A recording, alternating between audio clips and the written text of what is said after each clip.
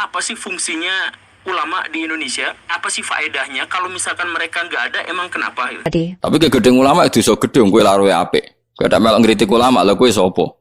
Wong kowe ora ulama ya ora apik. Nah padha ulama ngritik ya ben saling kontrol itu bagus. Mulai dulu ulama itu saling enggak sama. Mergo ikhtilaful a'immah rahmah. Nah jogeman wani wong alim tetep kualat. Soal kowe ora cocok. Kecuali kowe padha ngalime hasud-hasudan sithik macem nggo senine dunyo. Yen ora alim wis rasa melok-melok. Ngeri. Fa innaluhumal ulama masmumah dari Imam Nawawi iku daginge ulama iku ana racune. Kowe nek macem-macem mesti kualat. Iku ulama era kepengen lah mesti malati karena ya itu tadi. Orang sehari-harinya itu otaknya, pikirannya, darahnya semuanya untuk menertibkan hukumnya pangeran. Kemudian mbok komentari mau urusan sepe. Mau berat kualat tenan. Nggo orientasimu urip men sugih ben mapan ae ngomentari ulama sing orientasine ilahi napa? Kalimatillah. Ben bedhek tapi. Kadang nyalano nek barang-barang sepele. Wis malah laknat itu berat. Sayyidina Ali paling pusing ngadepi wong ahli ibadah soleh mergo ngrusak napa? Tatanan. Itu kalau di Anah itu ceritanya detail sekali. Yang ngarang Anah itu Sayyid Abi Bakar Sato. Kalau sanad saya misalnya saya ngaji Mbah Mun dulu pernah ngaji Mbah Karim Lirboyo terus ngaji sama Mbah Hasyim Asy'ari itu ngaji sama Mbah Mahfud Termas itu ngaji sama Sayyid Abi Bakar Sato. Itu Sayyid Abi Bakar Sato ketika awal muqaddimah I'anatul Thalibin itu dia cerita ada dua ulama besar berdebat. Baik mana orang alim fasik sama wong bodoh ahli ibadah. Sing sitok muni apik wong alim fasik, sing sitok muni apik wong ahli ibadah bodoh. Piye-piye ahli ibadah. Akhirnya dua ulama ini ngetes. Ya sudah sekarang kamu cari contoh satu orang ahli ibadah sing bodoh. Oke, ada di sini diparani pas wiridan. Ngerbengi itikaf ning masjid wiridan. Ning omahe cek tahajud deh. Bareng pas tahajud ning omahe omah dhisik kan mesti kok gedhek apa. Terus dua ulama iki yo ulama nganggur mestine. Muni ngene, niki kisah nyata. Ya fulan itu disebut jenenge. Coba Mustafa kok tersinggung darani bodho ra gelem dene. Ya fulan. Ana rabbuka, aku iku pangeranem. Waqat raditu, aku saiki srido wae kowe. Wes kowe mulai sesuk ora ibadah gak apa-apa, wis tak jamin swarga. Langsung sujud syukur, matur nuwun ya Allah, matur nuwun. Jare sing wong alim mau, oh dasar goblok bodoh. Allah iku ora duwe swara sing kaya suarane anak Adam. Mergo Allah iku mukhalafatul lil khawatis. Nganti nyimpulno iku suarane pangeran berarti bodoh. Wah sing muni wong alim fasik wis menang. Oh bener to wong bodoh sing mbok bela-bela. Mosok kowe darani pangeran. Iku saking bodone wong. Wis bariku marani wong ngalim sing fasik lho lah pas mabuk ning masjid pisan mabuk. Mergo wong ku nak ngalim iku ya kaya wong soleh sedengan. Kan ono wong iku mau mereman ning masjid tapi meremani jamaah ngaji. Perkarane dadi preman tulen iku moh dene. Tetep seneng parek wong ngaji. Ya ono ngono iku ya akeh. Ya akeh. Wong tukang miso, mau misoi preman ning terminal tapi misoi wong jamaah ngaji di masjid. Dene mabuk iku ning masjid. Satu. Dene ora nyaman mabuk ning terminal. Niku riyen nggih wonten sahabat sing ngoten. Seneng mabuk tapi senengane sowan Nabi. Sampai Nabi ya dikhat, to hari ku ya mabuk meneh. Ngertakoki sahabat, kowe seneng Nabi kok mabuk? Ya mabuk ya seneng sowan Nabi ya seneng piye gitu. Jenenge Nuaiman. Sampai sahabat nak nyelodekne khimar, khimar wong aneh. Dan agak sowan Nabi gak nyaman, tapi nak gak mabuk ya. Gak nyaman, tapi buatan ngantos kados Freddy buatan sako-sako sidik anu pokoke isek. Akhirnya pas teng masjid sako itu diomongi ngeten. Ya fulan, ana rabbuka. Ama tastahyi minni. Aku iki pangeran, mbok yo isin mbek aku wong kok amen mak. Siap. Si ngalim yang sako tadi yang mabuk tadi langsung ngambil pedang. Ya fulan, u'limukal ana rabbak. Fulan ono wong kok ngaku pangeran. Kowe tak ulang pangeranku sapa? Dibudak sing ngalim perkarane gak trimo ono pangeran kok ngono maksude. Mergo dekne ngerti Allah ku mukhalafatul lil khawatis. Gak mungkin pangeran kok suarane ngono. Gak mungkin pangeran kok suarane murakkabun min harfin wa sautin. Gak mungkin suarane pangeran kok ono suarane dari huruf kalam Allah mesti kok qadim. Iki ora qadim ra apa kok ono Tipu udah untung ora kecekel, terus bacok tenan. Akhirnya menang mau lu delok wong alim fasik. Fasik wae cek uteke tumerap. Nah Allah iku mukhalafatul lil hawadisi.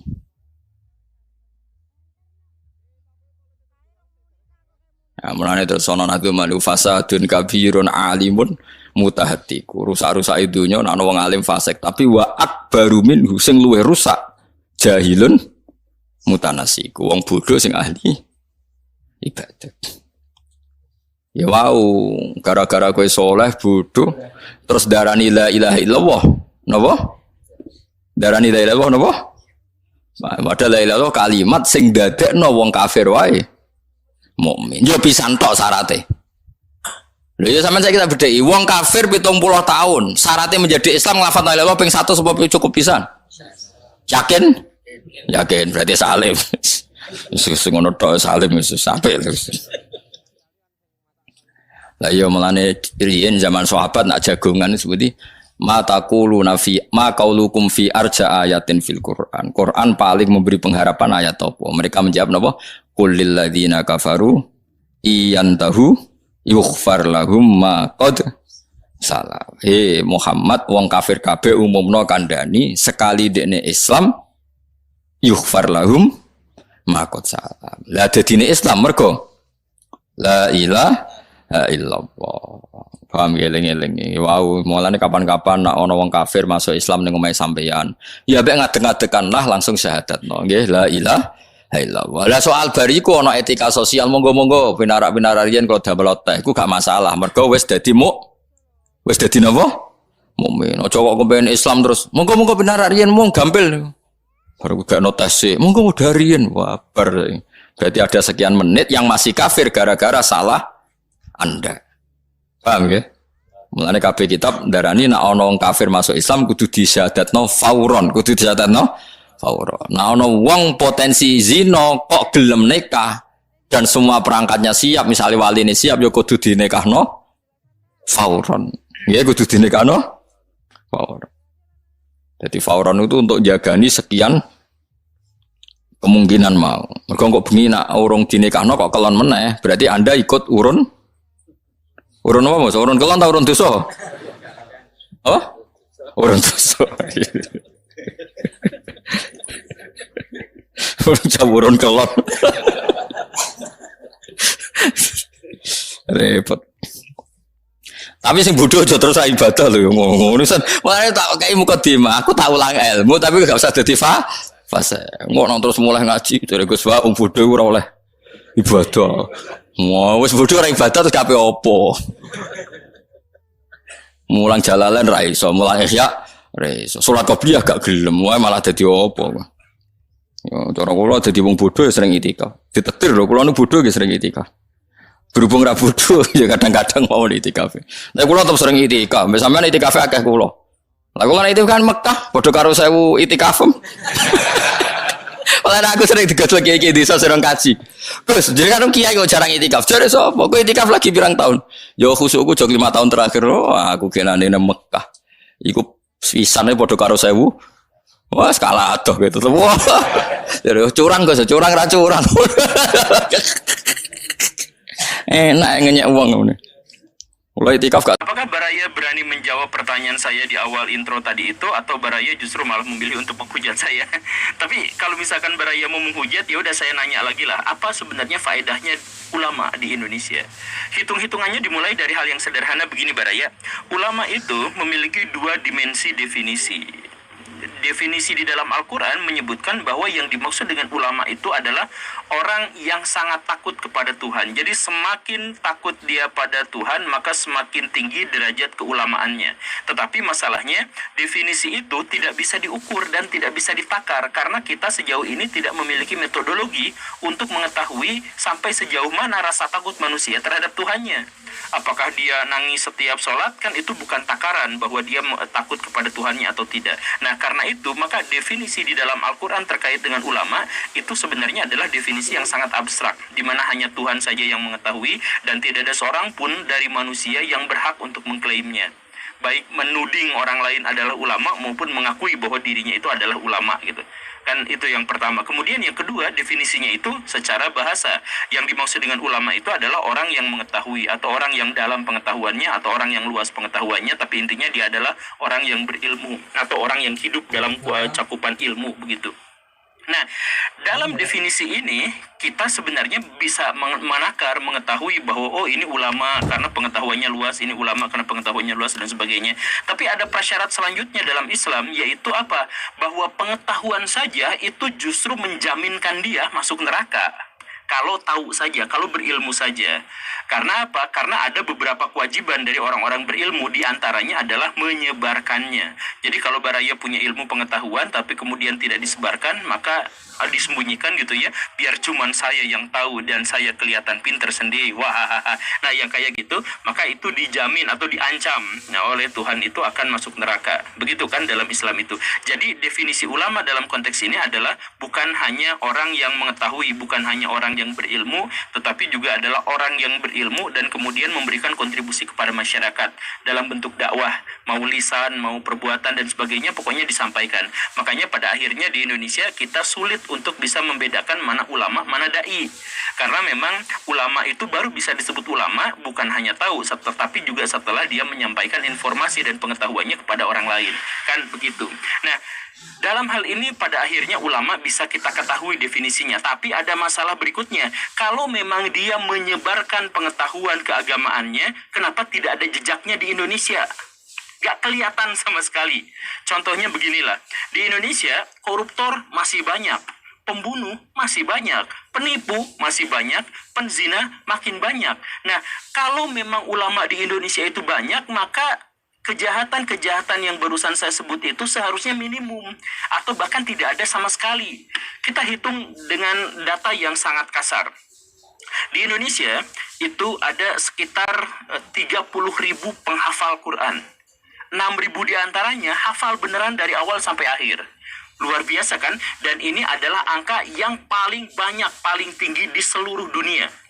Kemudian ditambah lagi, pesantren di Indonesia, baru pesantren ya, bukan sekolah agama Islam dan sebagainya. Ini baru pesantrennya aja di Indonesia, itu ada sekitar 40.000 unit pesantren. Dan memiliki sekitar 5 juta santri. Santri di Indonesia itu luar biasa, banyak sekali dan paling banyak di seluruh dunia. Ditambah lagi kemudian di Indonesia sarjana yang paling banyak itu adalah sarjana bidang agama. Kedua bidang ekonomi, ketiga bidang hukum. Tetapi sarjana paling banyak di Indonesia yang memenuhi Indonesia itu adalah sarjana agama. Nah, dan ini juga lagi-lagi yang terbanyak di seluruh dunia. Pertanyaan saya adalah kalau orang-orang yang berkecimpung di dunia ilmu agama itu selalu dominan jumlahnya, paling banyak, lalu kenapa tidak ada jejaknya? Kan mereka tuh bukan hanya berilmu, mereka harus menyebarkannya. Tapi kenapa tidak terlihat penyebarannya? Jadi misalnya, kita salah satu negara paling korup di Asia itu harus kita akui. Dan kita mengetahui bahwa bahkan catatan tentang korupsi di Indonesia itu jauh lebih kecil daripada fakta di lapangannya. Karena lebih banyak korupsi yang tidak ketahuan. Nah, begitu kan? Jadi dari level paling tinggi pemerintahan elit, misalkan menteri-menteri ada yang ketangkap korupsi. Bisa juga yang lebih tinggi dari menteri juga jangan-jangan korupsi. Kemudian sampai level terbawah, sampai desa, sampai RT, sampai RW, sampai tukang parkir di Indonesia, itu kan koruptor. Dalam hal bahwa dia menyalahgunakan sesuatu untuk mendapatkan uang atau menyalahgunakan uang untuk mendapatkan keuntungan pribadinya. Kan begitu. Nah, itu koruptornya segitu banyak. Kan korupsi dalam agama itu dilarang. Tapi kenapa masih banyak? Atau misalkan contoh yang lain. Pembunuh. Wah, di Indonesia banyak banget ya. Dan pembunuh di Indonesia saking banyaknya sampai tidak tercatat. Jadi banyak. Coba saya yakin Baraya sering ngedengar kasus yang seperti ini. Ada orang ketabrak sama mobil, meninggal. Itu kan sebenarnya seharusnya dihukum, tapi udah ini mah damai aja, keluarganya juga diajak damai setelah dikasih 50 juta, maka selesai kasus. Nah, itu kan judulnya kecelakaan, walaupun aslinya itu pembunuhan, gitu kan. Nah, banyak catatan-catatan di Indonesia yang seperti itu. Banyak orang-orang yang ngebunuh udah puluhan tahun sampai gak ketangkep-ketangkep, ya biasa-biasa aja. Di Indonesia juga banyak yang seperti itu. Nah, ini agamanya di mana? Maksudnya ini para ulama di mana sampai sejauh ini kok nggak berguna mereka gitu? Kenapa nggak bisa menghentikan yang hal-hal yang semacam ini semua gitu? Atau misalkan judi online di Indonesia salah satu yang paling tinggi di dunia. Kan dalam Islam nggak boleh berjudi, tapi ini malah salah satu yang tertinggi di seluruh dunia. Atau misalkan yang ngutang terus nggak ngebalikin lagi, kan dalam Islam juga itu terlarang. Bahkan tidak akan masuk surga orang yang masih punya hutang walaupun dia ahli ibadah dan sebagainya. Kan doktrin Islam jelas seperti itu, harus selesaikan masalah hutangnya. Tapi kenapa banyak di Indonesia justru malah menjadi budaya kalau minjem duit terus ngembaliinnya itu susahnya luar biasa, bahkan bisa sampai berantem. Kan gitu. Ada lagi misalkan di Indonesia itu kasus bunuh diri misalkan. Banyak di orang-orang di Indonesia itu ngetawain Korea, Korea mah ateis tuh, makanya angka bunuh dirinya tinggi. Berapa sebenarnya Korea itu angka bunuh dirinya itu? Ya sekitar dari 100.000 orang ada 30 orang yang memutuskan untuk bunuh diri. Itu jauh di atas Indonesia. Yang Indonesia itu cuma 3 orang dari 100.000 orang yang melakukan bunuh diri. Tetapi itu baru data. Kemudian setelah ditelusur-telusur data itu justru sebaliknya. Kebanyakan kasus bunuh diri di Indonesia tidak dilaporkan sebagai bunuh diri. Karena apa? Karena dianggap aib. Maka yang bunuh diri itu sama keluarganya disebut ini meninggal gara-gara kecelakaan di surat kematiannya gitu ya. Padahal bunuh diri. Makanya ada sebuah kecurigaan yang pasti bahwa angka bunuh diri di Indonesia itu sekitar 10 kali lipat daripada datanya. Karena hanya 1/10 orang yang bunuh diri yang keluarganya melaporkan bahwa kerabatnya bunuh diri. Gitu kan? Jadi artinya apa? Angka bunuh diri di Indonesia sebenarnya sama tingginya dengan di Korea Selatan.